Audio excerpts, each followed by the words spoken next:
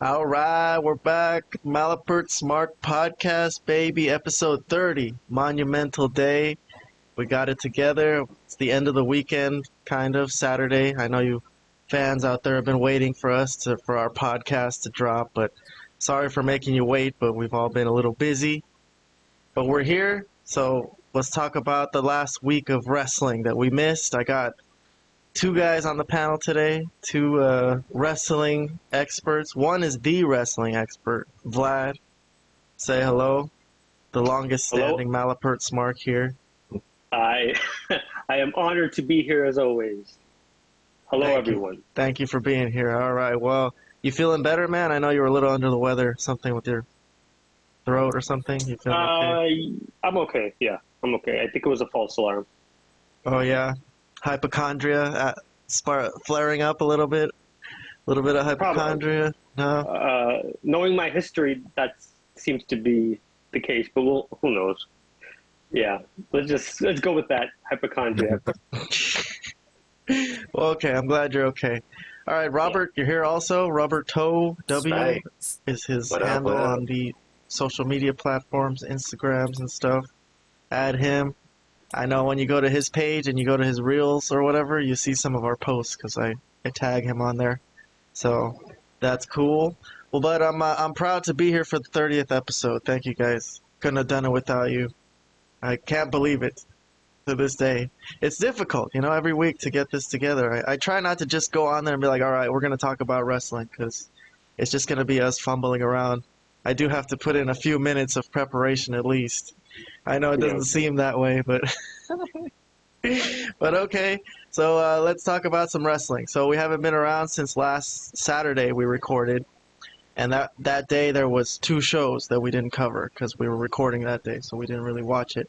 So there was Fastlane and AEW went head to head. Actually, one of two times that AEW and WWE went head to head this week.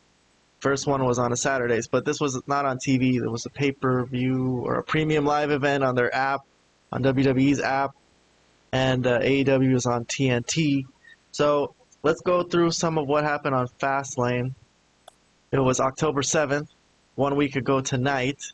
So let's see what we came up with. It was a succinct pay-per-view, I thought. I would call it it was pretty fast compared to AEW pay-per-view. It was just literally like 3 hours, and that was it, exactly on the nose. But the first match that came out of the gate was the tag title match. It was Cody and Jey Uso against the Judgment Day, and I'm skipping to when the Judgment Day show up and interfere. So this is when Rhea and Dominic come in, and they try to help Finn and Damian keep the titles. And I thought this was kind of a funny little scene was when Rhea, it seemed like she was using her feminine wiles for once here, like she's usually like just a badass ass kicker, but I was like, it's kind of worked a little bit. It was a bit of a distraction for the moment, but as we know, in the end, this was a tag team title change, so the Judgment Day did lose their titles. But the moment of the night for me came when, or the moment of the match was when J.D. McDonough nailed Damian Priest in the knee, and he had been selling that knee the whole match, so I thought they did that really well. I was like, oh no, that's horrible, he fucked up. JD fucking up is like kind of hilarious to me, but that's an angle that comes up on the following Raw when they have to deal with him because he's part of the reason they lost this match. But basically that led to the ending, Crossroads, and it was just a 1-2-3 pinfall in the center of the ring. So here's a tag title change at a pay-per-view called Fastlane. Let's get some thoughts from you guys. Was this the right thing to do, Vlad? Let's go with you first. That's a tough question because the Judgment Day just won the belts not that long ago, right? So it's a fast change. I think if it furthers what I think it's going to further, which is Cody being able to be on SmackDown and somehow getting that. I don't want to push ahead because they did have a SmackDown yesterday, right? So they kind of hinted at what we all know is bound to happen, which is a Roman Cody thing again. Okay, good point. So it's a way of getting on SmackDown. It's a way of getting on SmackDown, being part of just having more interaction with Roman before they can actually get something going as far as like another match set up, which I don't think will happen anytime before the Royal Rumble. But at least now they're in the same. They could be in the same arena, working the same shows and things like that. Well, when Roman is there. Yeah, we will get to last night's SmackDown. I do have some notes for that, so we'll get to that later on. But for right now, let's just focus on the tag title change that happened. Judgment Day losing is... I think it's fine because for that reason, I think it's fine. But if it wasn't for that, I'd be a little bit confused because they are kind of the top heel group. They just won the belt and now they lost it pretty quickly. Wouldn't really be on board with that unless it had like a bigger plan ahead which was what I mentioned. So, which is the Cody and Roman thing. Okay, I'll let Robert take over. Robert, does this further him finishing his story of becoming world champion, or does it kind of hinder it because now he's the tag team champion? No, well, let me backtrack first to Fastlane. When they won, when the titles changed hands, at that time as it happened, I was thinking I wasn't quite sure how to feel about it, just because I remember a few weeks back we were talking about how Judgment Day has been taking a lot of L's lately, and they needed a win badly. And they finally got it when they won the tag team championship, and now they lost it. So I was like, why did they lose the championship so fast? So at the time that I was watching Fastlane, it didn't make sense to me. I don't think I liked the change at first. But then, I actually did watch SmackDown in its entirety yesterday. Cool. The first time in ages, honestly, that I've actually watched SmackDown, and it made more sense to me why they did it. So I think it will, lead to more confrontations between Cody and Roman, which should happen. Okay, well, one more thing I wanted to mention from Fastlane, which I really probably wouldn't mention just based on the type of level of story it is, because we got a lot to talk about. But Carlito coming out to join the LWO because they had two members because of injuries and backstage beatdowns. So they needed a third guy against the Street Profits and Lashley, and Carlito came in the middle of the match, which, I'll just go ahead and say what I thought, that it was a little strange to me. Like, why did he show up in the middle of the match waiting for his guys to get beat down?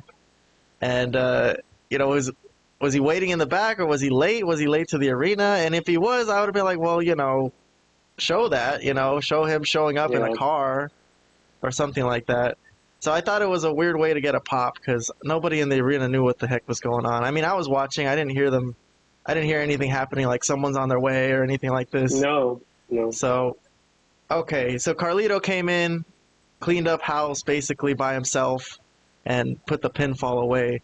And so he's going to be on the show. It looks like, because we did, like we said, we jumped the gun a little bit. So we did see SmackDown from last night, the 13th, and he's going to be looks like he's continuing to be on the show. He's going to feud with this group that is Lashley's group. So any thoughts on Carlito coming back and being part of the crew? You guys fans of Carlito? Robert, let's start with you. That reminds me, I haven't eaten an apple in a while. They are healthy for you. Yeah. You gotta eat it. You gotta eat. Sorry, you gotta eat it and spit the core. Yeah. Right. I think it's cool. Yes, pun intended. It's cool. But why not? I mean, I don't see any negatives for it to his comeback. I don't think he's gonna be in any significant angle. But it's cool to see him again. He does look way more jacked than when he used to be a full-time wrestler way back in the day.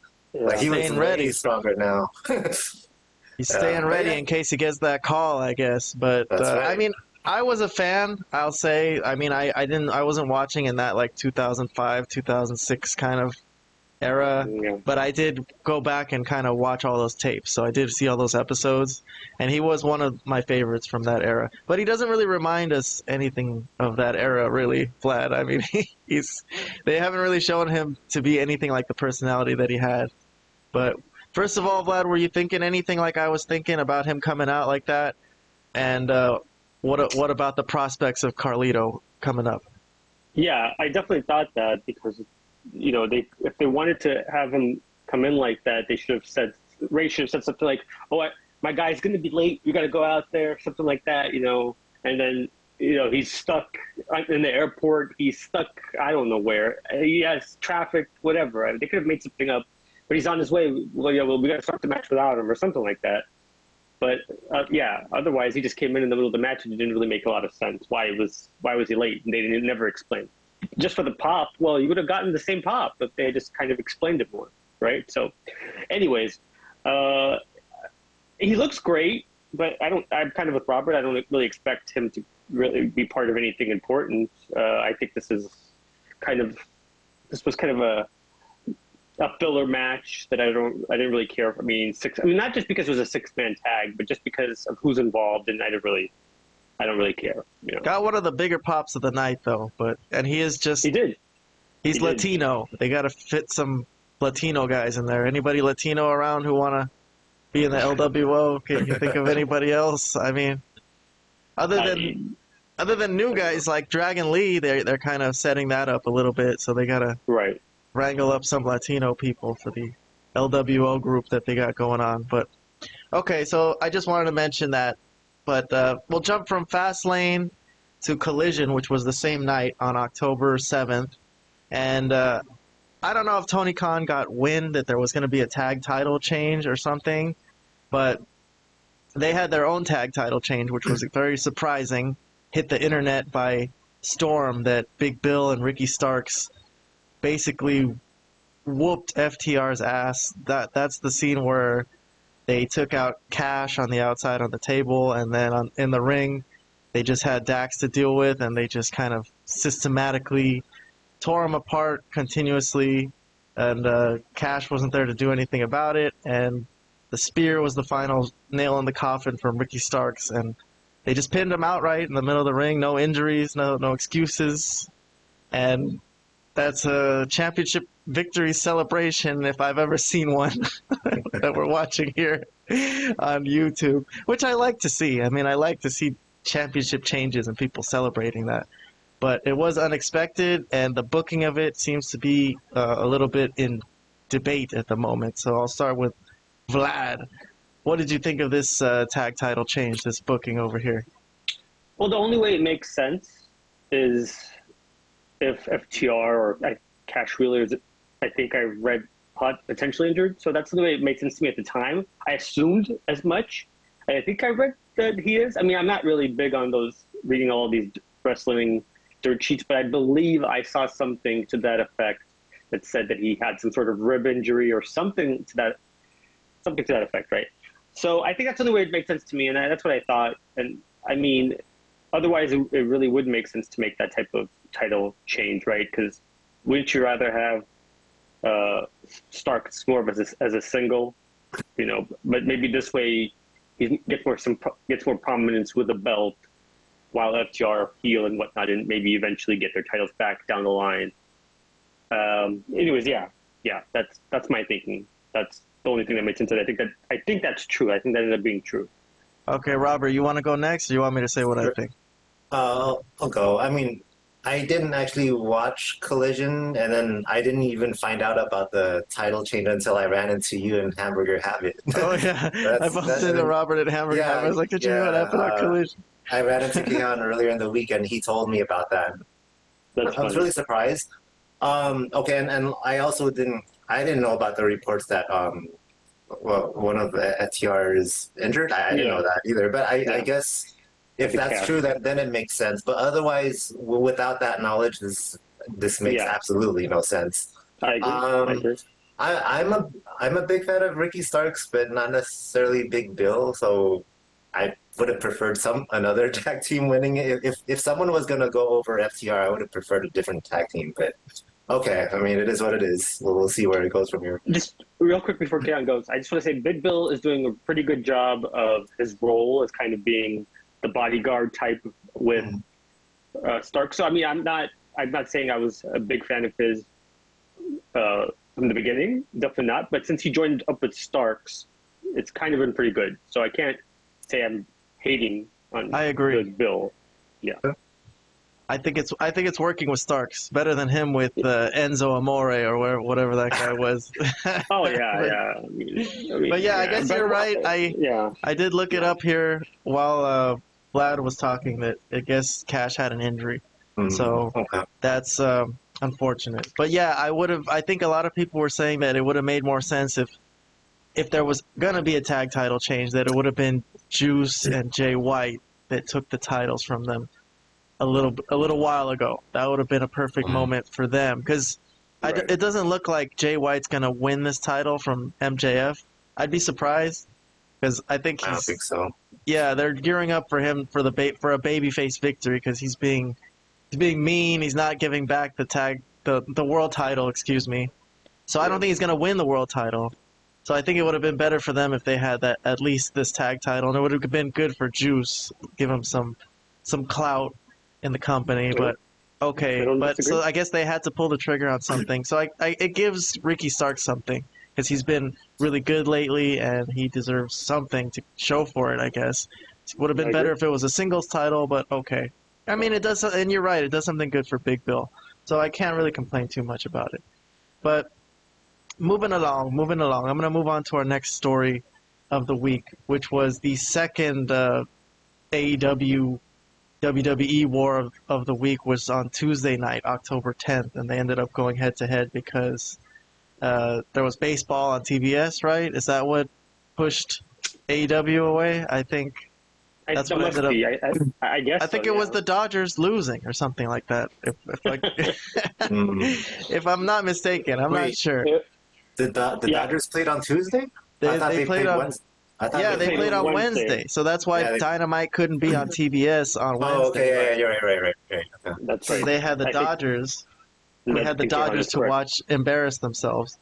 So Correct. they moved their show to Tuesday night, and they called it Title Tuesday. So that was they're trying to go up against NXT, and they knew it was going to be a little bit of a war because NXT was hot-shotting, right? They brought a bunch of guys down, like here's Cody Yes. Rhodes. I've got a video lined up. Cody shows up to the Performance Center, which is a cool little venue. I like that it's small. I like that it's indie. It's kind of homey, and it's cool when you see stars go down there. It's a little weird to see them in a little tiny place. But let's see what they had on the show. Cody was the GM for the night, so he came in. He was making matches coming out throughout the show. They had Rhea and Dominic. They came in. They wanted to challenge Dragunov for an NXT title match, so it's like right there. It's another hot shot booking. That's a pretty good one. Asuka was down there to face Roxanne Perez. Cena came down. He had a face-off with Braun Breaker, which was pretty good. Pretty good rub for Braun Breaker throughout the night, as we'll see later on. LA Knight was there. Damn, look, pulling out all the stops. Special ref Wow. for this match against Dominic and Dragunov, which was won by Dragunov. Obviously, they didn't go so far as to give, but a good match. Good work. Yeah. Heyman was there. Oh, we lost Robert. Sorry. Right, Oh, and he's there back. he is. Yes. Okay. Sorry, I got scared for a second. But if you're just joining us on this podcast, who the heck is just joining us? Nobody just joins us on TV like that anymore. But we're going through NXT, all the stars that were there. So here's Heyman. He was in Braun Breaker's corner for his main event match against Carmelo Hayes. And, Brian Pillman Jr., sort of a debut, a little video vignette that he has a new Wow. name.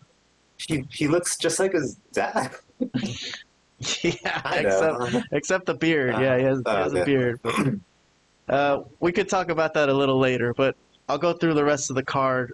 This was the ending. So it was Carmelo Hayes against Braun Breaker, and it was a little confusing. I had to watch this a bunch of times because I didn't realize really what happened. But Solo came in because he's feuding with Cena, and then they don't really show Heyman leave because Solo and Cena brawl to the back, and I guess the camera cuts away, and we didn't see that Heyman kind of snuck out with them.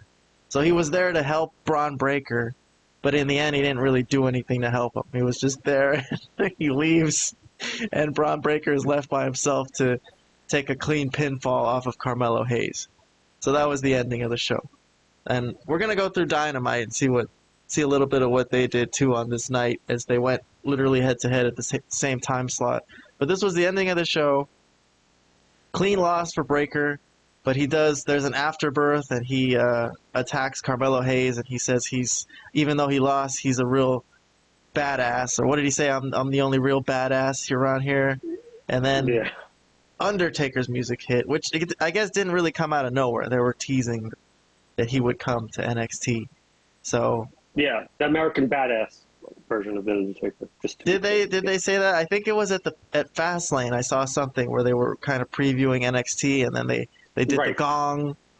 Yes, exactly. So so he shows up. The Undertaker shows up to face off with Braun Breaker, and it was a real trip. Obviously, like what the heck, Undertaker and NXT. Like, Vlad, what do you think about them pulling out all the stops here? Like, was it in response to AEW? Did they want to put a nail in AEW's face today, or does it have really nothing to do with that? Are people looking too deeply who think that? I don't know. I think it has to do with more the fact that they have a TV deal coming, that people are, they're trying to get a TV deal for Raw and NXT, and I think it has more to do with that than really trying to bury AEW. I mean, AEW does a good job of burying themselves. They don't need WWE's help.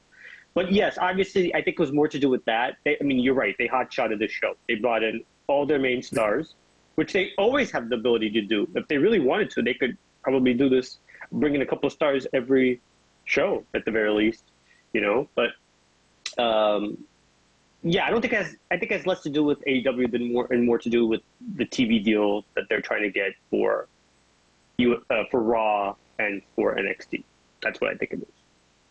Okay. But did you think it was a good show? I mean, overall, did you keep an eye on this?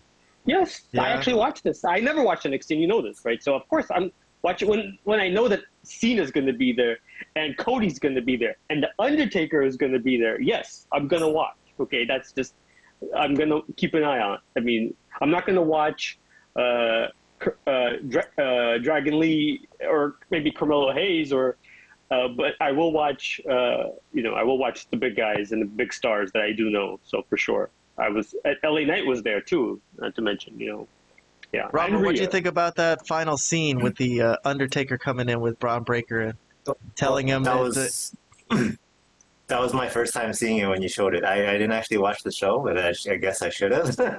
Oh shit! Crap. Okay, so yeah. But it's cool. I'm like just. Undertaker came in and told him, "Yeah, you have a bright future. One day you're gonna be a big superstar, but one thing, buddy, that ain't today." And then he whooped his ass, which was like really like perfectly done the way he said it. It was like right there. It's just like, that ain't today, kid. I'm sorry. And then he popped him in the face, which was a really good punch the way he did it. Yeah.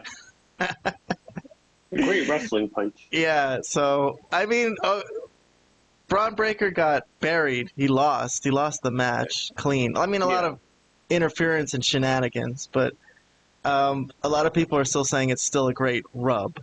Right, Vlad?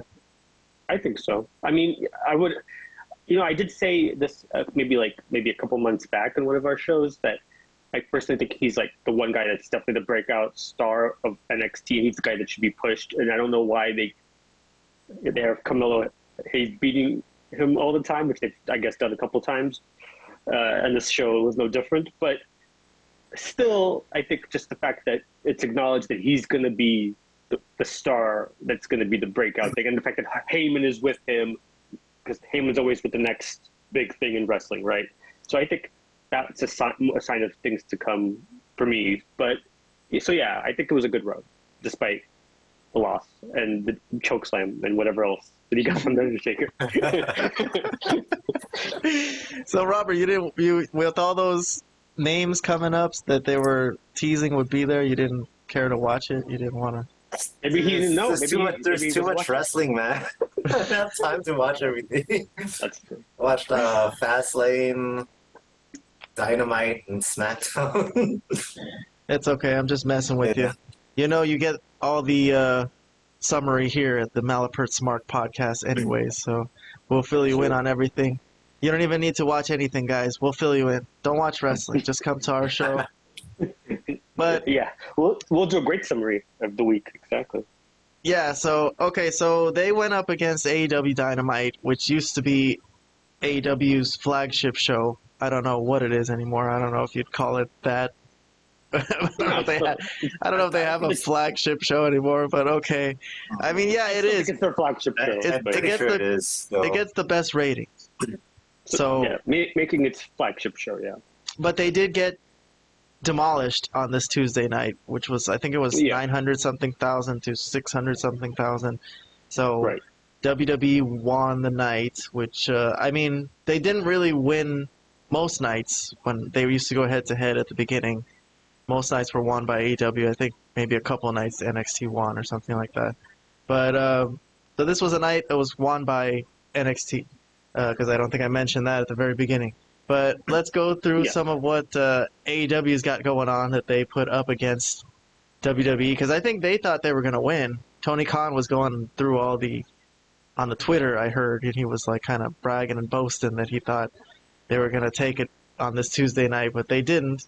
So I'm going to start with the Edge and Christian stuff, because that's the best stuff. So I'm going to go back a little bit to Collision the Saturday before. And Edge had a moment where he came out, and this was following the Dynamite where Christian told him to go fuck himself. So he's really pissed off. Oh, he's not pissed off, but he says he's confused as to this whole thing, as to why Christian is acting this way, right? Which I think was a little funky to me, because if you analyze the story, Vlad, Edge came in, Christian was doing his own thing, and Edge came in, took the steel chair like it was going to help Christian, but instead beat up all his guys, speared them and left them laying and ran Christian off, and Edge is somehow confused that Christian told him to go fuck himself when he's like, we should start a tag team together. I mean, am I the only one seeing it this way? But okay. So Edge comes out, plays innocent, that he would just come here and he just wanted to be friends with Christian. And Christian doesn't show up on this collision, I don't think. He sends out his boys, Nick Wayne and Luchasaurus, and I think Darby was going to help, but Darby... Well, he was on the Titantron. Yeah, he was on the Titantron. He sent his boys out to do the dirty work, and Darby didn't want to hit Nick Wayne, so I think they left them both laying at the end of the night. So that was that. And that moved on from there to Dynamite. So that's their main storyline, is the Edge and Christian stuff. And Christian started the show. So this was right when they were going head-to-head, and Christian was there. I'm the guy. I'm the face of TNT. Even kind of took credit for the first 30 minutes of the show being commercial-free, right? Did I get that right, or no? Is that... Yeah, he did say that. This was really cool. I think that was a really good way to start the show. Sure, it makes him look pretty good. And then, so that was the thread that kind of sewed the whole show together. And towards the end of the show, let's see what happened at the end with all these guys, with Edge and Christian. Because it was supposed to be Edge's debut match against Luchasaurus, right? Christian's right-hand man, right hand of destruction. Vlad, do you remember any of this promo that Christian cut when he went to the ring? I didn't write it down, but I remember some things about Edge's kids are going to be his kids now. Oh, yes. And Edge's wife needs a real man and all this stuff. He went straight for everything, right? I don't remember specifically everything. Until you reminded me, because it's been a kind of a wild couple of days for me. But yes, now that I remember texting you saying Christian's making some good points. Now it wasn't that part that he was making good points. That he was saying something before that was like that. That is. Oh, I think his point was that when Christian wanted to team back up with Edge, maybe he was referring to WWE. Edge didn't want to have anything to do with it when they were both in WWE. And yes, I remember that now too. Yeah, now he wants to team up now that he's here, and I thought that was a great point. I'm like, dude, This is a great point. I'm actually completely with him on this. You know what? Why does he? He doesn't need to team up with you, man. He's a champion without you here. Why the hell does he need you? You know, I kind of agreed with Christian. Even Of though course, he's the I heel- do on the this heel whole of thing, heels. and it's not just because I'm a hardcore Christian fan, but I'm thinking logically. This whole thing, Christian is right throughout so far. Why should he be friends with Edge? Exactly. He doesn't need him right Well, now. I mean, he doesn't need him, but I don't know about why he shouldn't be friends with him. Though. I mean, they do have that like kind of like they're supposed to be like brothers, right? So you know. I mean, he doesn't have to tell him to go fuck himself either. but yeah, okay. All right, well, let's go through some of what happened on this night at Edge's debut. Edge came out, had the match. Christian's watching from the entrance ramp, and I think let's skip to the ending. The ending was when Christian tries to interfere, I guess, and the referee gets distracted, and Edge takes the belt, nails Luchasaurus, and then it looks like Christian nailed Luchasaurus. So for a second, I think Luchasaurus is going to be a little confused and discombobulated, think it was Christian, and he's going to get speared from behind, and they're going to lose the match for the night. Christian's pissed off, didn't go his way, but they're still going to try to beat down Edge afterwards, but I think it's going to get stopped by Bryan Danielson, who comes in, and he's Christian's next opponent because he beat Swerve Strickland earlier in the night. So he felt compelled to come in, and I think Blackpool Combat Club has this convoluted feud with the Mogul Embassy, so those are the guys that came in afterwards to help. So this was a very crazy, wild ending, and Danielson and Christian are fighting on the floor over Swerve, and then Swerve Adam Page, and Adam Page are still going at it. Yeah, so this was a big mess, a bunch of storylines kind of coming together, but in the end, the heart of it was Edge and Christian, and this was the main angle that was they sent forth to try to beat WWE with on this night. So let's just focus on this angle so far, just the Edge and Christian stuff. Let's start with Robert. Do you like this so far? Yeah. Oh, let me go back to the Christian's promo first, because I think you were asking like, oh, do you remember what was said? I don't remember if it was this promo or one of the previous ones from another episode, but I think Christian made a reference to Edge being, trying to be the leader of Judgment Day. And he said something about you try to be a leader for them, but which was wrong. While for me, I was being their father. something to that effect. Yes, I don't remember the exact I'm not the leader of their father. Yes. Like, dude, there was so much good stuff. I thought that was cool, and it was this promo, right? I think it was this one. It was this one, yes. Yeah, you are correct. Yes. Okay. Yeah, because I remember that, and he also made a reference to the Kansas City Chiefs. But yeah, so now to this angle, so far I'm loving it. Now, I do remember, I don't remember if it was last week or 2 weeks ago, where I said that I think Edge is like my primary suspect for being the one who wore the devil mask. So if I were to stick with that prediction, then all of this could just be a swerve. But so far, I'm loving this angle. Well, okay, let me rewind back. The other suspect that I had in mind for the one wearing the devil mask would probably be Adam Cole, but I don't think logically it doesn't make sense that it would be Adam Cole, because there were reports that he's actually legitimately injured, so there's no way he could have pulled that off. But so that's why I choose Adam Copeland over Adam Cole as the prime suspect. Otherwise, I would have said it could be Adam Cole. But going back to this angle, so far I'm loving it. One of the best reasons to watch any of the AEW programming at the moment. I mean, if it's gonna be a swerve like you're kind of predicting, though, I wouldn't be a fan of it. I don't think, because I'm not a fan of swerves where guys take damage. They're like, yeah, I even got hit just to kind of throw you guys off. Right. I saw that once where I think CM Punk ended up being the secret leader of the Nexus, and he ended up taking over the Nexus. But he was one of the guys that got powerbombed by them, and that was part of his explanation speech. Was like, yeah, even I wanted to throw everybody off, and I took a powerbomb too, just to show that or something like that. So if Edge is really with Christian this whole time, and he's fighting with him and taking damage from, I don't know. I'm not seeing that. It could happen. It would be bad, but I don't think so. I don't think it's Christian. I don't know who it is in the end. I'm still. I mean, it could be Roderick Strong, because Roderick Strong is just. Oh yeah, it could be acting really weird, which we'll go up. We'll talk about that later.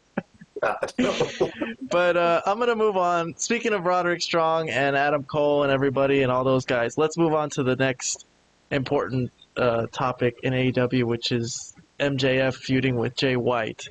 So let's go to that. Once again, I'll start at Collision from October 7th.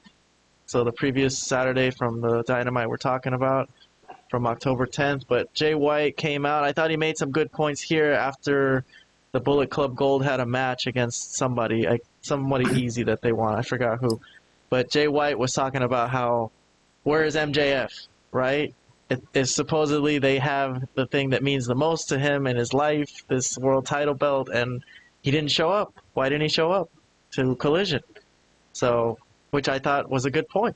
He should have shown up to try to get that back or something. So we had to wait until Dynamite to see what would happen after that. So if I could jump ahead. So Jay White had a match on this Dynamite that we're speaking of that went head-to-head with NXT with Hangman Page. And Hangman Page has this whole feud with the Mogul Embassy, so he got distracted by that and took a loss. And Jay White was still in the ring afterwards, after Hangman Page and Prince Nana clear the ring, and this is MJF's chance to come in and say something about this travesty that is Jay White having stolen MJF's belt. It's really like a no-no in wrestling. I still can't believe this is happening. It's crazy. This is just madness. Too hardcore. And so MJF comes out, okay, talks for a while. I forgot some of the things he said, really. But I think the crux of it, the meat of the matter, is that Jay White is not going to give the belt back. He's like, come and get it. It's 4-on-1. You're not, Adam Cole's not here. You have no friends. You have no other friends. And he won't give the belt back. And I'm just like, my mind is like blown. Like, oh my God, this is crazy. This is mean, first of all. MJF, a guy who's been bullied at times in his life and, been traumatized and scarred and been made to act like a complete asshole because of it. But I kind of felt bad for MJF here. Oh, and this scene, too, became a little bit of a point of controversy online when Juice Robinson brought up the whole quarters thing and MJF getting hit on the head with quarters back when he was a kid, when he was getting bullied as a Jew. He claims he was bullied because he was Jewish. Mm-hmm. So some people were saying that this was a little too racist or crossed the line. I don't know. No. Nah. Yeah, me neither. I don't think so. But I think this was really good. I think some people are saying this is taking a little too much from MJF because it makes him look weak, right? He can't get his belt back from these guys. Like he just walks away like sad and dejected. That wasn't really the end of the night, though. I think later on in the night he was going to get interviewed by Renee Paquette, right? So there was a little bit of this that he was a little sad, and he's like, I need to figure out what's due. And he calls Adam Cole, and Adam Cole doesn't pick up, or he picks up, but they've got no reception over there where they're at, where Roderick Strong is hanging out with Adam Cole, which I didn't really show the video of it, but there was another video of them hanging out over there. He's stuck over at Roderick Strong's house. So, but I might show that for completeness sake. But here's Acclaimed once again saying, "Hey, we're here for you if you need us," or something like that. That Max Caster did finally explain that he's been friends with MJF in the past, and he thinks he can use a friend. But MJF kind of walked away from it, a little pissed off about the whole situation. I'd be pissed off too, not having my belt, you know. But I mean, Vlad, do you need me to show Adam Cole mowing No. Roderick Strong's lawn? For God's sakes, please no. So he's not around. He can't get away. Man. This is why I should have shown this earlier. But anyways, I'm putting on sunglasses. The hell is this? I can't watch this. Very strange, but he can't get away from Roderick Strong to help MJF, and MJF really needs help because he's getting bullied real bad. Okay, so I laid it all out there. I laid the whole angle the way it's been presented from the past week. Sure. What do you think of it, Vlad? What's been going on? Yeah, I think it's the shits. I have to be honest. This is my least favorite MJF angle, maybe since he started. Since he won the world title for sure. I think it's pretty bad. It's just, it makes him look terrible. The comedy stuff makes him look terrible. Not the fact that the fact that he took the belt is one thing, but the fact that that he's not even doing anything to really get it back, except like, oh, can you just give me my belt back, please, as an honorable guy? I mean, obviously that's not gonna work. What? The old MJF would have found a way. Would have hit him in the nuts. He would have come up with a way to get his belt back by now. This just makes him look dumb. But this whole angle has been dumb. And I know you guys are a fan of Jay White. Like I said, I really can't stand listening to him speak for long stretches of time. And for some reason, he insists on talking for 10 and 15 minutes straight, which I really cannot stand because it just goes round and round, and it doesn't do anything for me. It doesn't really excite me in any shape, way, or form. So I think, this is my least favorite one. I hope it ends soon. I hope he can continue going back and feuding with Joe, and you can all watch two professionals kind of go at it more than. I think Kayhan was right also that maybe they should have put Jay White and Juice within the tag team titles instead of having Jay White be the contender for the world title, which I personally don't think he's a credible one, in my opinion. That's just my opinion. I know you guys love him, but I don't see it. I'm not seeing it. Okay, Robert, how about this angle with Jay White stealing the world title belt? Look at that. Wow. He's got the quarters ready for Friedman. Okay. I did like that. And that was Juice's thing. And I do like Juice. I did like that, for the record. All right. There's a lot there to go over. So, all right. So when MJF was still a heel, he was very clearly the best heel in the business, not just in AEW. I think he was the best heel in all of wrestling, counting up. You can count all the WWE heels, New Japan or whatever. He was by far the best. And even when he turned face, he still claims no one is on the level of the devil. But this triggered him really, really easily. I mean, that's all it takes to get him really pissed off. It almost looks like there's some heels that are on his level now because they've been outsmarting him. Well, at least recently. So I don't know. That whole "no one's on the level of the devil" claim I think has to be questioned now. At least the way it's been booked. So, but I did enjoy this segment. But you did show the Adam Cole thing with Roderick Strong. Oh my God, that was embarrassing. that was hard to watch, honestly. But that's over and over again. Every week there's one of those. No, but this was just this was the worst for me. I mean, this made him look really, really stupid. I don't know, man. Adam Cole, not too long ago, main evented All In at Wembley Stadium. He went from doing that to now this garbage. To getting jacked around by Roderick Strong. Exactly. Yeah. I can't believe in a really fake, phony way. Okay, You guys know about the Shockmaster incident that happened back in the '90s, right? Yeah. That was like really embarrassing That's, for yeah, that's you know. world famous. Yeah, that's world famous. To me, this Adam Cole skit was more embarrassing than that. At least, Wow. because at least the Shockmaster one that happened, that happened live. That was People watched it, and there was an accident. There was nothing you could do about it. that's right. This skit, you guys took the time to record it, edit it, review it to see if it's actually good enough to like show to the public, and you still released it. You know I'm what I mean? liking this. I was like, This is My only Vlad thing being with that, Robert. this is Oh, Robert this being a Malapert Smark, Vlad. I'm liking this. I'm liking No, this. I absolutely love it. But my only question for Robert is, what's the difference between this one and all the other skits that they've done? I mean, why did this one trigger you as much as?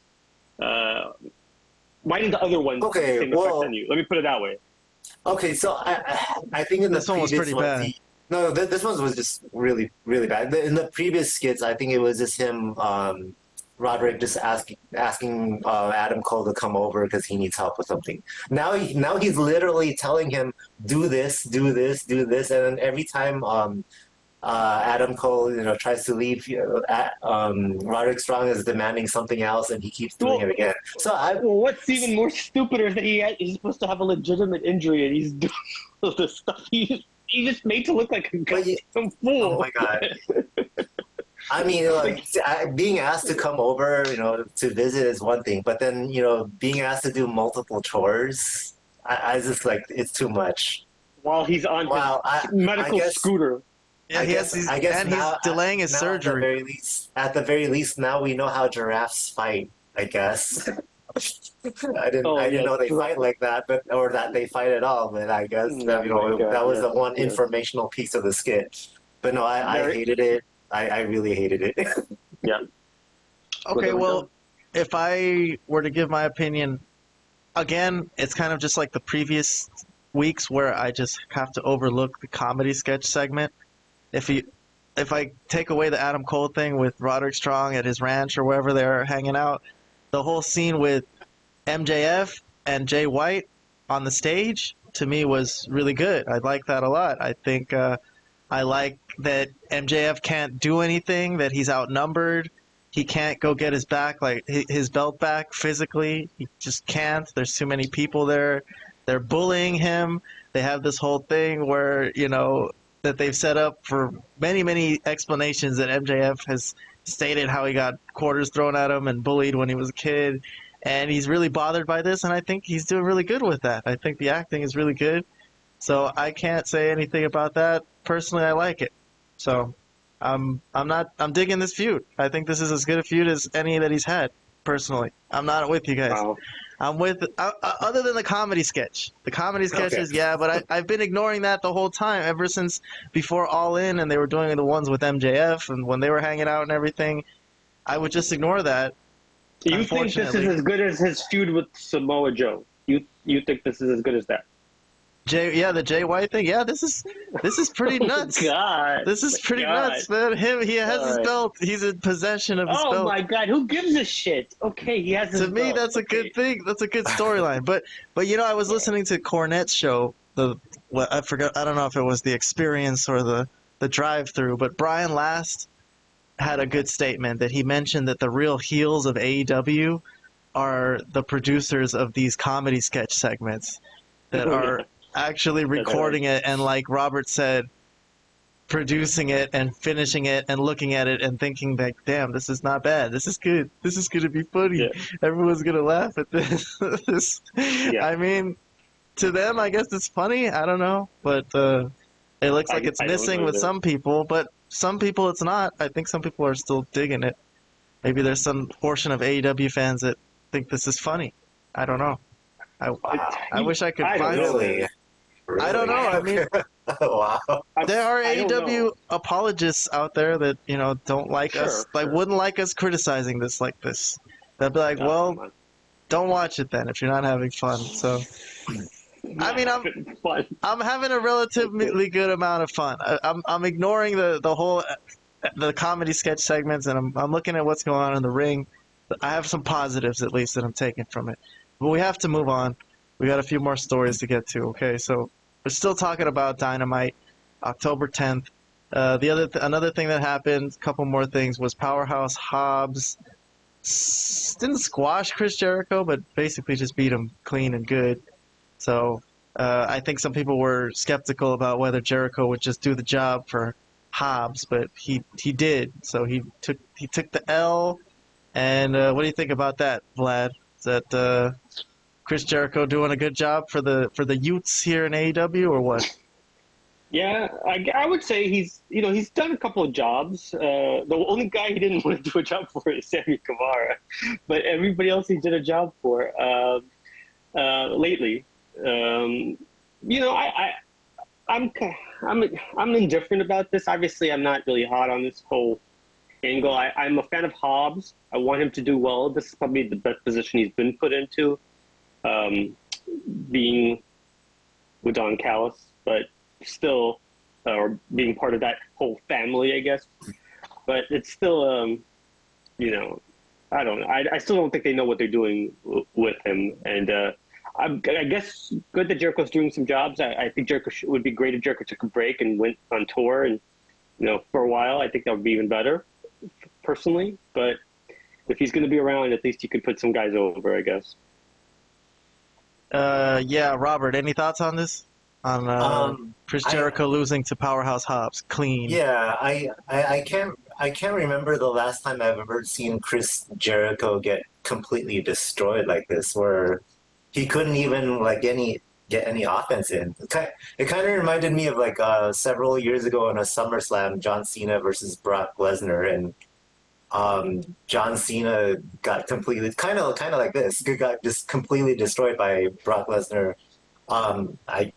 I guess it was just to establish how dominant Brock Lesnar has become, and so I think they're kind of just doing the same thing here. They want to show how strong Powerhouse Hobbs is, and establish the Don Callis family as being like a legitimate threat to the company. So if they actually set him up to look like a powerhouse, then okay. Exactly. yeah. We'll see if it actually leads anywhere. But, you're right, because they've tried this so many times with him, and they always go to something really dumb later. So we'll just wait and see, because they've tried this numerous times with Hobbs, and it usually leads to nothing. So let's see if this leads to something. Yeah, and the whole Don Callis story of him feuding with Jericho and Omega is kind of falling flat for me. Like when I'm planning these shows and I'm planning the stories and angles that we actually want to discuss, since we have a limited amount of time, like the Don Callis stuff hasn't really been getting on our show, because I like him. I've liked him in recent times. I think some of the early promos when he was starting to get a lot of heat on him from the crowd was really cool and really funny. But I think it's the whole storyline of him really wanting to kill Omega and anyone Omega loves, and it's like I'm kind of over it. I don't really care. But that's the only issue I'm having with this Hobbs thing. But overall, I like it. I like them trying to make him look good over Jericho. Of course, that's good. Better than Jericho winning. But okay, it's another wait and see. Moving on.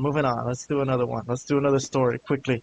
Another attraction that AEW really pushed on this night, because they called it Title Tuesday, right? So that was an important thing, that there were going to be title matches. So there was an international title match. It was supposed to be Moxley against Rey Fenix, but it turned out to be Orange Cassidy against Rey Fenix, and Orange Cassidy wins his title back, international title back. So, Vlad, what do you think of the booking here? Love it. I love garbage titles being defended by garbage wrestlers.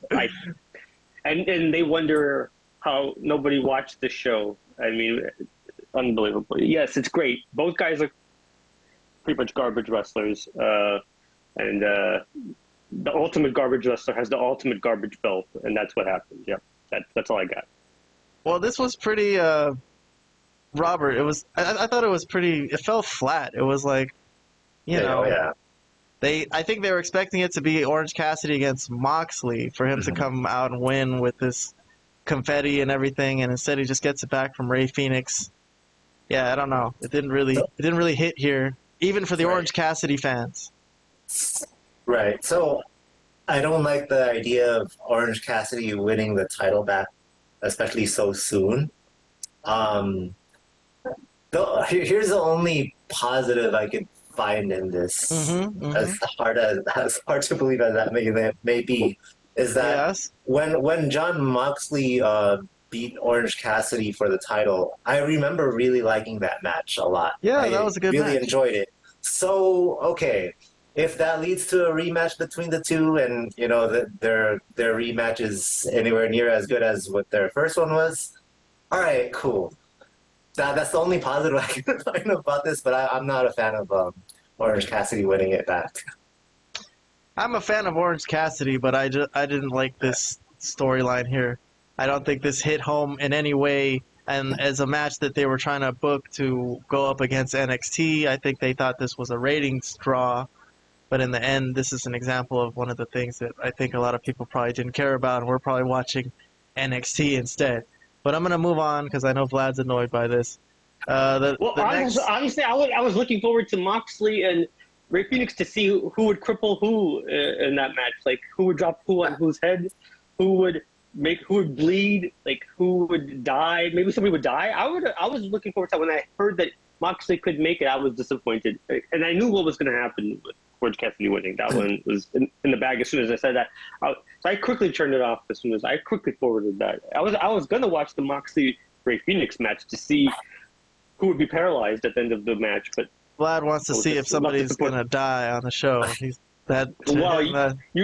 Well, there's no one going to die on NXT at that point, and so there's someone that could potentially die in a match in AEW always, and especially with Rey Fenix running around. All right, moving on. I got to move on to another star attraction of the show that we've been enjoying very much is Toni Storm. So I guess something that they've been adding onto Dynamite is her just acting. So she's just records herself like in a room, stationary camera. So it's very difficult, right, to be just entertaining in front of just a stationary black and white camera. But she's showing off her acting chops. Lots of different things going on here. You know, like I think she was on a date or something, or she was having dinner with somebody. I don't know. She's doing all kinds of things in silent movie form. And so I want to hear some thoughts about whether you guys think that this was good or not. How about Vlad? I'll start with Vlad. You know, every time I like something, they find a way to slowly start to make it worse and worse as it goes. I don't know, man. First of all, why didn't you just have like one little video? Why wasn't this like during the picture-in-picture stuff only? Like I'm not gonna watch this just for her. And look at what the hell is she doing? What is happening in this video? See, I didn't even watch it, but I don't even understand what's happening here. It's like that she's like on drugs or something. This is like Kayhan after he took some Molly or something. You know, this is insane. You know, this doesn't even make any sense. Kayhan's not like that. Exactly, Kayhan's worse. I think she's in a car right now. You see, she's driving. She's like a mime. Yeah. Yeah, no, I didn't. She's showing a lot of facial expressions, a lot of acting skills. I didn't like this part. I didn't like this. This is getting a little bit too much. I've liked the previous work that she did, but this is kind of this is dumb. This is not. No. And plus, I'd rather see this. I'd rather see this more than a lot of other things in AEW, though. So, but did you actually watch this? Did you Yes, I was enthralled because this was not the only one. There was like 2 separate segments that they had where. Okay. Well, so you stayed through their commercials to watch her doing whatever the hell she was doing in that video you just showed me. I don't watch AEW like that. I don't watch it live on TV, so I didn't sit through commercials. But yeah, I watched the whole segment. There are things that I forward through, and that wasn't one thing that I forwarded through. I like Toni Storm. I'll watch her do anything, I think. I do like Toni Storm as well, as I said in the past many times. But maybe that's blinding me as to whether this is good or not. Okay, let's ask Robert. He's the objective one. What do you think of Toni Storm's acting sketches? Because there were two of them, right? Yes. The first one I actually enjoyed just because the way it was See, set one was up. better than the other, Vlad. Well, yeah. So, because the way she set it up, she said it was gonna be a silent movie, right? The best movies are the ones that have no sound, right? And so, as soon as it started showing, it went to picture in picture, which I thought was actually a very creative use of picture in picture. I didn't see that Yeah, because coming. it's a silent movie, anyways. Exactly. So I didn't see that coming. I got a chuckle out of that.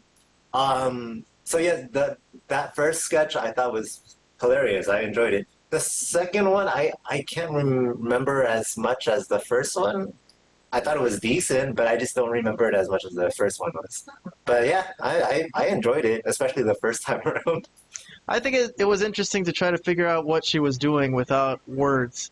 It makes me want to watch silent movies now. So I think I'm going to go rent some silent movies to try to get into this. Okay. That's what, well, I Tell me think how that that's, goes. you know what I think is great is that wrestling makes you want to watch other things, which is exactly the point of wrestling. I think not to watch wrestling anymore, but to watch other things that are not wrestling. I love it. Well, we didn't love really it. talk about her matches, but she had one against Kiera Hogan on Collision. So she's incorporating these, what do you call it, like 50s actress persona into her wrestling gimmick, which is kind of interesting.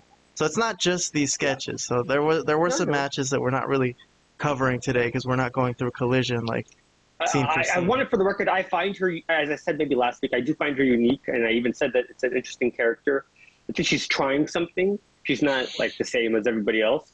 She's going with something with this character, and it's kind of interesting, but I don't know, this skit, I was not. And plus it was during picture-in-picture, and I record the show, so it's like a DVR thing, so I forwarded right to it as soon as I saw it. Like, this. I stopped for a second, saw it, like, no. This ain't happening today, folks. This ain't your night, Tony. This ain't your night. All right, well, let me move on. It was Title Tuesday again, as I mentioned earlier. So the other title match was Saraya, the champion, against Hikaru bro. Shida, and this was another title change as Shida rolled up Saraya and got the 3 counts. So two big title changes: Orange Cassidy and Shida.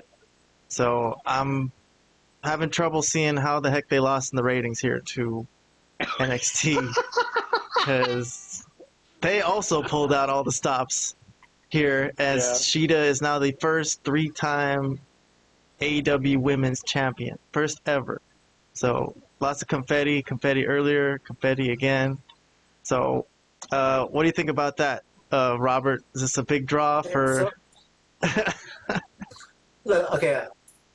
First, I want to say I actually do like Shida. I have nothing against her. Me too. I just don't. I don't get like why this title change happened because I think there's still an ongoing feud between Saraya and Toni Storm. I think. Am I wrong? I think it's still going on. So no, I don't know about that. I think they're kind of forgetting about that. All right. I don't know. I didn't see this title change coming. Not sure how I feel about it. Even though I do like Shida, I'm not quite sure if I would have made this change though. But I don't know. See what Vlad thinks. Yeah, Vlad, what do you think of Shida being the new AEW Women's Champion? Well, no, I don't like it because as Robert just said, it kind of comes out of nowhere. But she's been champion numerous times before, and she's not. They really only have a couple really good women's wrestlers, and of course, one of them is injured in Hayter. Toni Storm is really good, but I guess they don't want her to be they want her to be the nutty, loopy character for now. Fine, and that's pretty much it. And everybody else is either kind of broken down, like Saraya, who is a good talent, or at least was, or just like an indie Japanese type wrestler that wrestles not a style that I enjoy. So, I mean, I don't really know what else to say. I don't know why she keeps winning the title like this. She's won it a couple times the same way out of nowhere.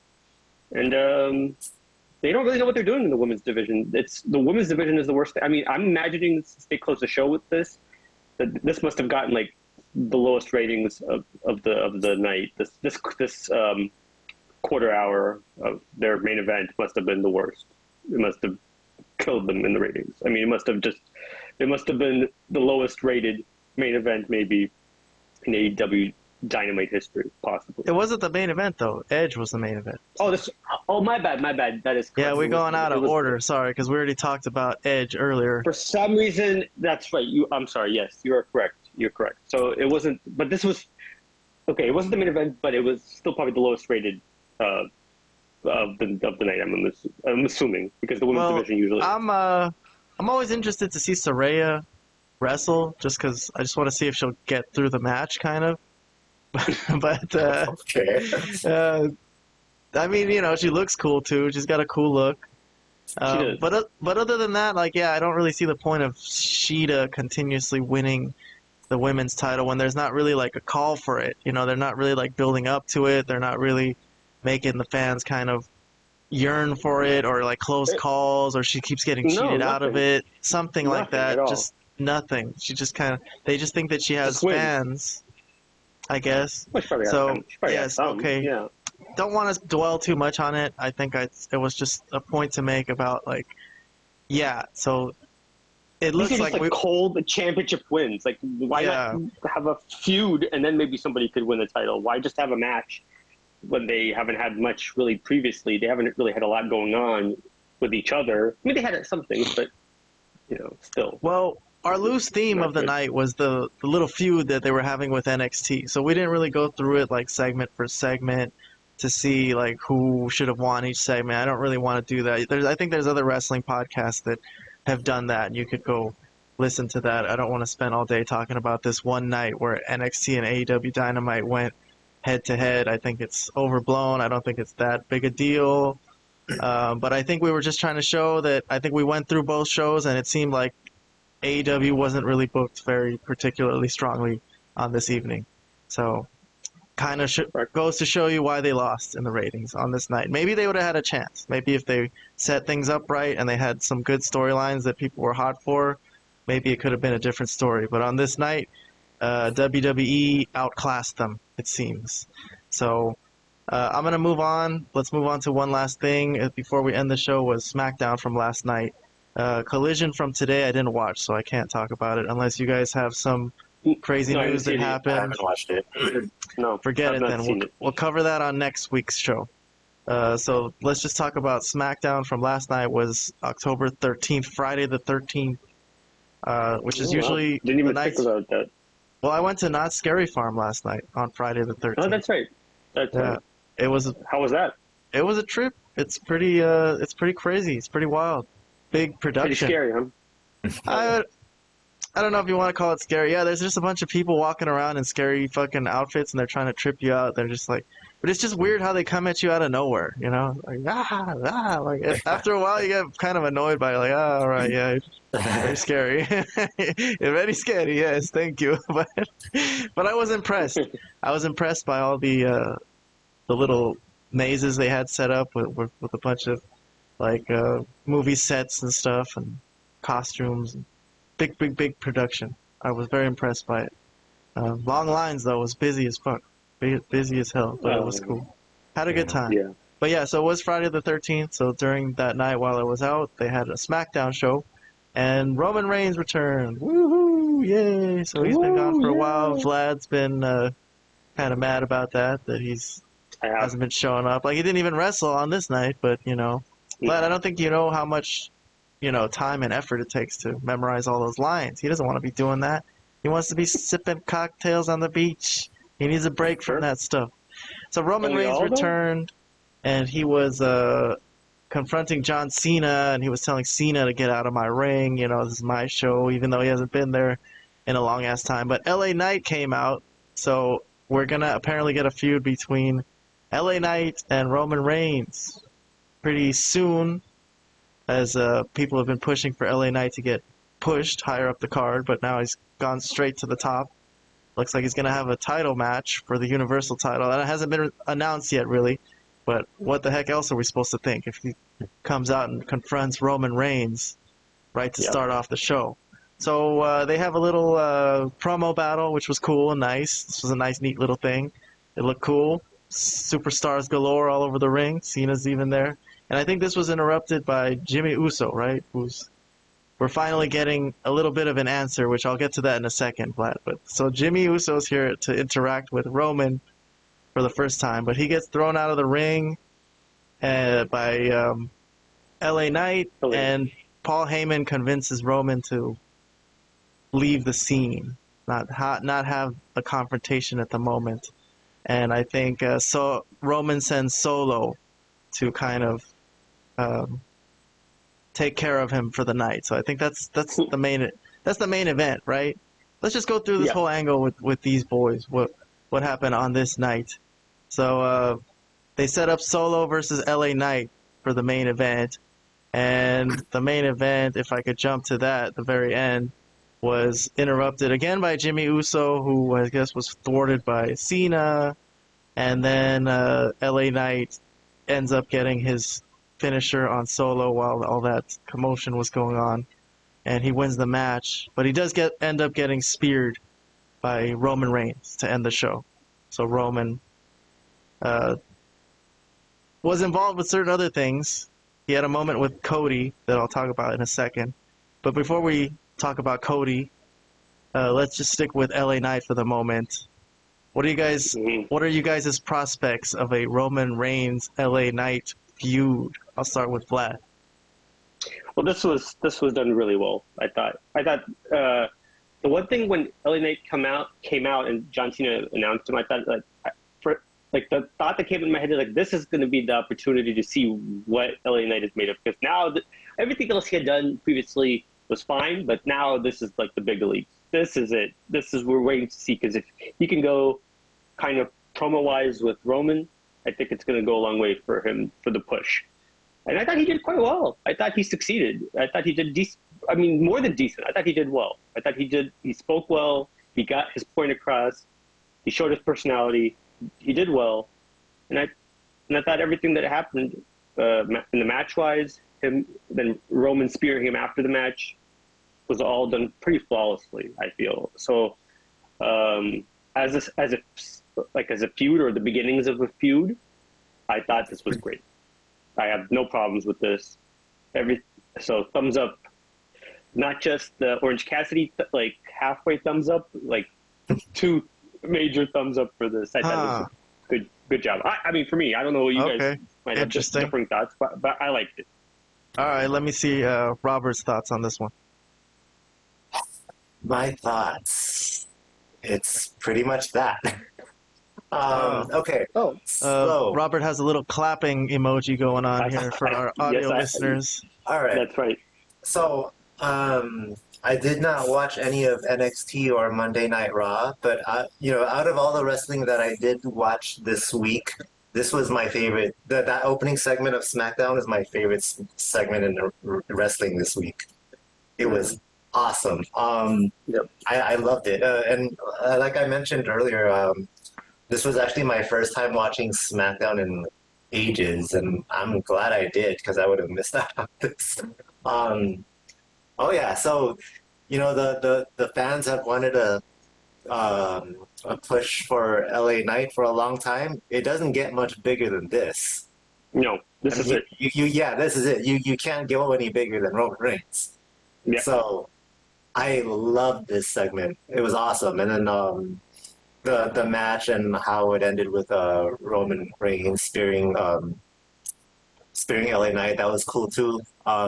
Overall, this is so far the way it started off is fantastic, and I can't wait to see what happens next. I might even start watching SmackDown on a regular basis just for this.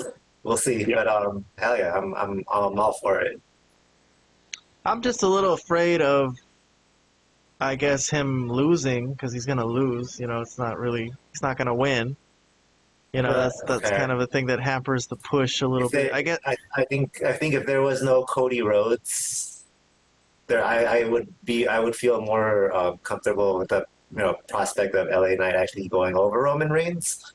But because the Cody Rhodes thing, I think, is not finished yet, I would agree. Like, I think there's a big possibility of LA Knight not going over. Yeah, so he's just going to be another guy added to the list of Drew McIntyre, Sami Zayn, and Cody Rhodes, who probably should have beat Roman, but just got cheated out of it, which I guess, all those guys look good. All those guys didn't end up coming out of it looking bad or anything. So it's just going to be another one of those feuds, though, that we know the outcome. There's not going to be a title change, but it's just going to be, nice to see, I guess. So, okay. That's the only thing. I'm happy about it. I think it's cool. I think it's a great spot, obviously, for LA Knight. I'm just a little sad that he's not going to be the champion. But I'll move on to... So I mentioned earlier about how Jimmy Uso had been reinserting himself back into the bloodline, and Roman wasn't around, so everyone was confused by this. And finally we got the first moments of them actually interacting and trying to explain this off to the people, right, Vlad? This was very confusing to us all. Yes. So it looks like Roman's going to let him hang around, is what it looks like. And he mentioned to him that he doesn't like that Jay has the title with Cody, and that's a black mark on the bloodline, and that he wants him to take care of that, which I don't really understand how he's supposed to take care of that. Exactly. I guess he has to go win the titles off them, like the tag title. Maybe him and Solo. Yeah, I'm assuming that's what he meant. So, I mean, I don't know what there is to say about this, really. It's just a little bit of a clarification for us, because we've been confused for the past few weeks about what the heck is going on here. Doesn't really look like a swerve. It just looks like he's back in the group, and he's just going to continue to get abused by Roman, right? So, I don't know. I guess I just wanted to mention that because I've been following that thread of that storyline on our show the past few weeks, and I think that's disappointing, sort of, but okay. I'm with you. I don't understand it either. I told you that from the beginning. I know you guys were like, oh, well, Jimmy's doing this great job. And maybe he is doing a good job, but this angle doesn't make any sense for him. For a couple of weeks, it was kind of funny because what the heck is going on? But just the fact that it concluded with Roman coming back and saying, all right, fine, do this for me then. And he's going to try to, okay, I don't know. I mean, it could end up still being that he swerves them, but again, it just makes no sense. It has no logic behind it if he ends up swerving them again. Well, why is he even in with them? I mean, why did he cost his brother? It makes no sense. The whole thing doesn't make a lot of sense. So I don't know. We'll see where it goes, but so we might have a little clue later on in the show after Cody and Jey Uso defended their titles against Austin Theory and Grayson Waller. Solo and Jimmy came out to confront them, and Roman came out too. So I guess that's kind of what it's looking like. Maybe a Solo and Jimmy match against the tag team champions, and Roman came out to confront Cody, very dramatic face-off, and Roman told him, this is my show, even though he's really not there ever. It's still it's his show. So there you go. Just like Vlad was saying, somehow it came back around to Roman versus Cody, which I was doubting for many, many months. But it looks like it's nudging in that direction. That was a very dramatic close-up of them two facing off. So that looked like a WrestleMania promo package spot right there. Absolutely. So there you go.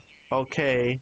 So that was that. Okay. So we got a bunch of stuff with Roman finally, and we got Cody and Roman kind of nudging towards a ultimate showdown at the end. But the only other thing from this episode that I guess we can mention real quick is someone that me and Vlad might recognize from his TNA days, back when he was, what was his name in TNA? Oh my God! God, oh my God! Brutus. It was Brutus Magnus. No. Magnus. It was Magnus. It was. I was saying it to myself yesterday, and I should have written it down. But yes, Magnus. It was Brutus Magnus, but then it was just Magnus. So I only remember it as Magnus, but if you remember it as Brutus Magnus, that's fine too. For a little while, okay, but yeah. So he's been named the SmackDown general manager after he was recently in the NWA promotion. I guess he was world champion for a while. That's the last thing I remember him doing. I think that's right. Good talker, great worker, great physique. I don't know about him as just being a general manager. I don't know. What do you think, Vlad? Yeah, I don't know why they're using him in that role unless he has some sort of injury or something. Cause He's got a British accent, that's why. That gets you very far. What does that mean? That means he has to be a That means manager? means he could speak at least. He's a good speaker. Ah, So, he's a yeah. yes. I want to use him as He's a speaker. He's studied under all the great actors, all the Shakespearean actors. No, but no. I mean, yes, I think he looks to play the part well. I kind of buy him more than Adam Pearce as kind of a GM type role, to be honest. So I kind of like it, but I'm surprised they're not using him in a wrestling role because the guy is actually, he looks great, he can work, and I don't know, but maybe they still will down the line. I'm not sure what the plan is for him, but interesting way to bring him in. Any thoughts on Nick Aldis? Robert, do you know him, or do you remember him from anywhere else? I don't remember him from what was it, TNA? You mentioned TNA. TNA, yes. Okay. No, I didn't really watch TNA, so I don't remember him from that. But I remember he was like the star of like Cornette had not too long ago had his own thing. I forgot what it was called. Was it NWA Power or something like that? Was that what it's called? Yeah, I remember him being on that.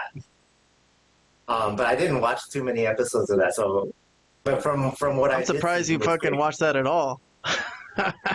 I did.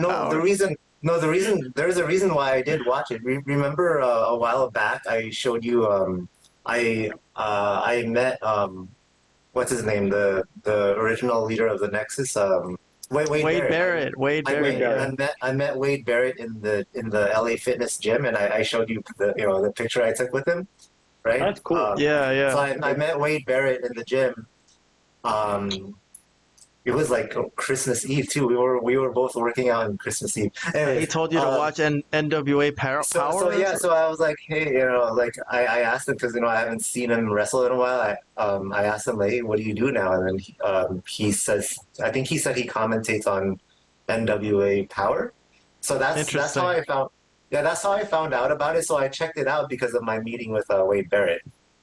Oh, interesting. Yeah. Robert had a meeting with Wade Barrett. That's cool. Okay. We worked. Out, I could say we worked out together. Not really.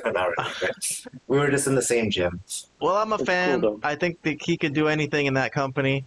I remember him. He was AJ Styles' last feud in TNA when AJ was leaving back in 2014. That's right.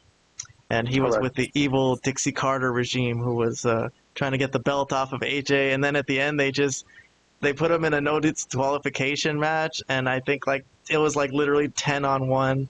And then Sting came and it was 10-on-2. But they tried their best. They almost won, still 10-on-2. But they got the title off AJ. And that was the last thing I really remember from Magnus. But yeah, I like him. I mean, I think it's better for him to be in WWE than AEW because he would probably just get lost in the shuffle, as they say, which is what always happens to talented people who go to AEW and they can't figure out what to do for them. So he immediately started getting to the general managing of the situation. I think he gave Charlotte a world title match against Io Sky. They had a very pleasant conversation, right? It was like, yep, you get your match. Thank you. You're welcome. Very very polite and British of them. And then I think Charlotte had her first interaction with Jade. So there you go. WrestleMania main event right there. That's well, maybe. I don't know if that's for the so far off though. Yeah. I don't know if that means they're going to be fighting at WrestleMania, but they probably will be fighting at some point. We'll see. Jade is an interesting prospect. I'm wondering if she's going to get more over here than she did in AEW. I mean, I think she will. The question is, what will they do different than what AEW did, which was really didn't do much with her, really. They just put her in a couple of squash matches and had her beat everybody until she didn't, and then that was it. And then she left the company, That was pretty much... Well, they're putting Jade into some pretty high-profile images here, high-profile segments. Sure. If her first feud is going to be with Charlotte Flair, that's fantastic. I don't know if that's going to be her first feud, but... whatever the case may be, if she... Well, yeah, it might not be, but I'm just saying if it ends up being... She's going to have... I mean, you want to have good matches with somebody, that's the person to have good matches with. Charlotte Flair is one of the best workers. in I the mean, women's division. I don't know if Jade's ready for all that though. I mean, Yeah. we saw her recently having matches. I don't, she wasn't really like flawless. When she was still in AEW, I didn't necessarily have a problem with her character or persona. It was more so the matches. She The did not in-ring look work. like a good worker, honestly. Yeah, I unfortunately. didn't think she was ready to. I don't think she was worthy to be the champ. Just based on her work, ring work. Yeah, that's fair. that kind of sucks of us to say because we're just three schlubs here who've never wrestled, but we're the Malapert Smarks. We believe we know more about the wrestling business than even these guys in the business themselves. So, well, I will say that it'll be interesting to see what WWE, the training that I know they're working with her, so I'm curious that's what I'm trying to say, what they get out of her in the training and how she's presented when she finally, starts having matches and stuff.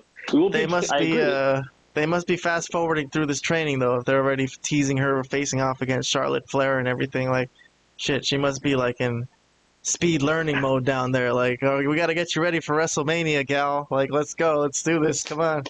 But yeah, I agree. okay. They want her to be there's some big pay-per-views coming, and I think they want her to be a part of it. The way I put it, unfortunately, I would be like nervous for her, like scared for her. Like if they announced it tomorrow, it's gonna be Charlotte versus Jade at the next pay-per-view or something. I'd be like, oh my god, I hope she does well. Like Jesus, like I'm not really confident. Yeah. I don't feel confident for her, but I think she can learn. But we'll see. So that's exciting. So I think that's pretty much it. I've covered everything that I think I wanted to cover. Unless there's something you guys remember, I have 3 minutes until the 90-minute mark of our show.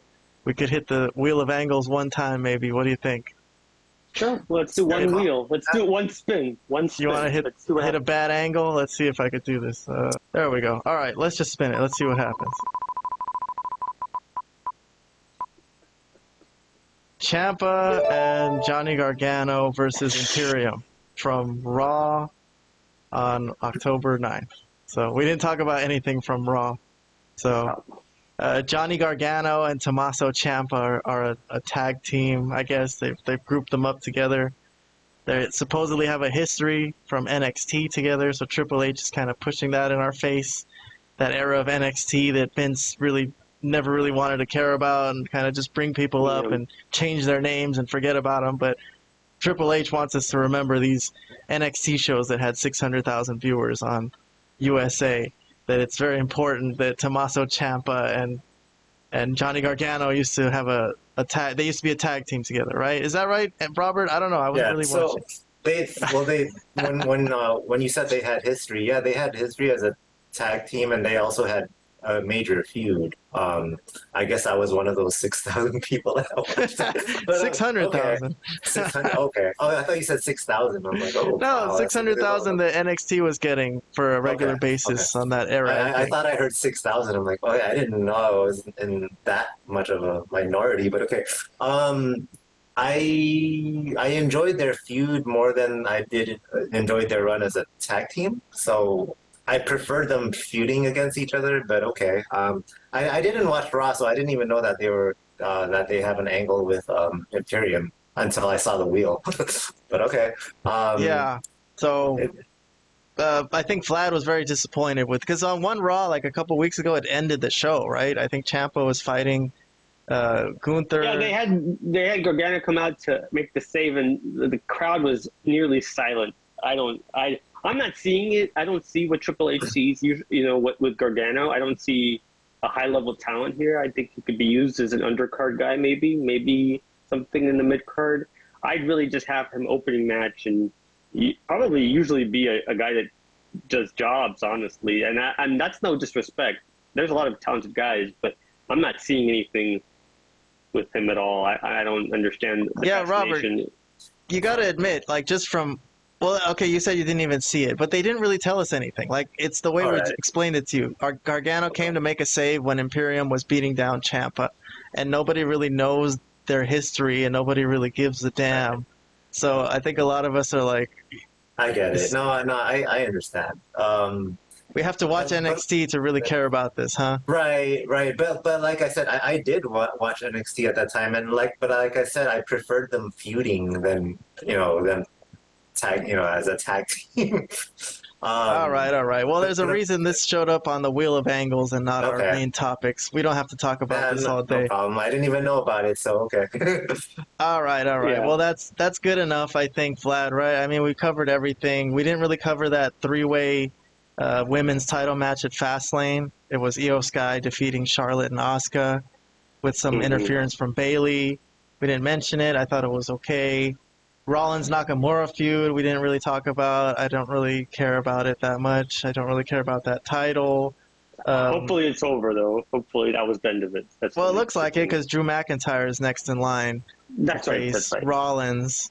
So Drew McIntyre, he didn't let Damian Priest cash in on Raw because he has a stake to the next title shot. So when Damian Priest was going to cash in, Drew McIntyre was there to kind of hold him back at the entrance ramp. So that's something that happened on Raw. Other than that, on Raw there was a big title defense. Cody and Jey Uso defeated Sami and KO in a very serious match with no cheating. So that was another thing that happened. I'll just give it a shout out, I guess. And then Rhea Ripley's feuding with Nia Jax and Shayna Baszler. So those were some of the angles on my Wheel of Angles that could have got. Yeah. And what's the other lady's name? Starks. She's also involved in that. So it's Zoe Starks. Zoe Starks. Okay. So it's it looks like it's gonna be maybe they're headed towards a 4-way or something. All right, and then Kofi Kingston and Ivar in a Viking Rules match. Did you like that, Vlad? No? Yeah, that's my only answer to that. I loved it. No, obviously I skipped. Yeah, it was so good. It's so good. I just laughed and cried at the same time. Yeah, I mean, I'm going through some angles here in the world of wrestling. I'm not really seeing much. Blackpool Combat Club feuding with Mogul Embassy. I don't really like that one at all. Wardlow's back, just squashing people the same way he used to, which is kind of bad, I guess. Don't really like. Well, rehashing something they've already did. And then Hangman Page is going to continue feuding with Swerve Strickland, which I guess they didn't really have enough of that. They had a really long match at Wrestle Dream, but that's still going on. And I think I've listed everything, unless you remember something that I don't remember. No, you covered it all, buddy. You did it, man. There you go. You went through the whole shebang. 90 minutes on the nose. All right, guys, I think I'm going to let you go. It's late at night, Saturday night. Yeah. I know Robert wants to go out and have a wild party at the strip club, and Vlad is probably going to go straight to bed. I'm kidding. I can't go to the strip club. No, Vlad, save your money. It's a waste of money. Good. Well, Robert can spend all of his. So it's okay for me to waste money. That's cool. Robert is rich. Robert can spend all his money on all his UCLA money on strippers. So that's what you wanted to waste. Wow. All right, guys. Hey, Kayhan said it. I'm just following it. I don't actually do that, and just want to say in case any of the viewers actually believe. Yes. Robert doesn't actually partake in any of these activities. No, I'm totally joking. These are the two straightest people, straightest edge, nice people. Hey, you guys enjoyed the week in wrestling though, or like the week before was better? What do you think? Because last week I was excited to do that show with Edge's debut. You know, this week was kind of more normal, stable week. We did have the return of Roman Reigns last night, I guess. Would you say it was just a good week in wrestling, or you kind of had to force yourself to watch? I thought WWE was good, except SmackDown specifically. I thought obviously NXT was strong because of how they hotshotted it, like you said. Raw is the weakest of the shows. Well, yeah, it is. It's 3 hours, and it's usually not. It could be probably done in an hour, really, in an hour and a half at most. And AEW has too many problems. I did like the Edge and Christian stuff, but that's not enough to cover up everything else that happened on the show that was not very good. So it was but just overall, what is the overall feeling that you enjoyed this week of wrestling, or you didn't really enjoy it? I enjoy WWE. How about that? I enjoy WWE more than I did AEW this week. In AEW, Yeah. you kind of had to force yourself to get through the episodes just as homework, basically. Exactly. What about you, Robert? Are you enjoying watching wrestling these days? Is it a chore or are you enjoying it? Like, well, yeah, like we come on this show and do talk wrestling. Like, are you enjoying this, or are you kind of just like, is it extra work? No, well, see, the thing is, I guess I feel like a lot of the times when I'm watching wrestling, it's more because of FOMO, like that fear of missing out. Like, if something awesome happens, like I want to actually witness it, right? Yeah. For the most part, I get disappointed, but in case something really cool happens, like the opening segment of SmackDown, for example, I'm so glad I watched SmackDown because I would have missed out on that. I thought that was a great moment. I watch for the hope of it. I watch for the hope of maybe something's gonna happen, and usually it doesn't. Yeah, usually it doesn't, but then there's moments like the SmackDown's opening segment. I'm like, all right, great. I'm glad I watched it. Yeah, that was awesome. All right then. Okay then. I'm glad you liked something this week. We weren't just watching for the sake of watching. We're trying to enjoy ourselves here, man. Right. That's why we're Malaperts about it. We're trying to force them to give us something good. This sucks. Give us something good. We're trying to enjoy ourselves here.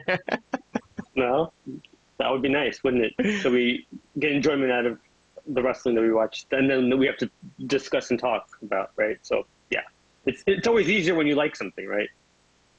All right, guys, let's cut it off there. It's a good show. 30th anniversary, 30 weeks in a row we pulled this off. So good job, guys. Oh. You guys are just as much a part of this show as I am. If we ever make money, I'm going to try to split you off some of it. Thanks, Kayhan. That would be great. That would be fantastic. If this show ever makes any money, I don't need a lot, but if you can give something, that would be great. Get sponsors. I know. We need to find some sponsors. We used to have sponsors, but they all left us after they find out how controversial we are, Especially Vlad. Yeah, we used to have sponsors, and they got a load of Vlad. I remember. I remember Hostess was one of the. Oh yeah, Hostess. But then they saw you making fun of AEW. They're like, "Why is this guy making fun of this shit?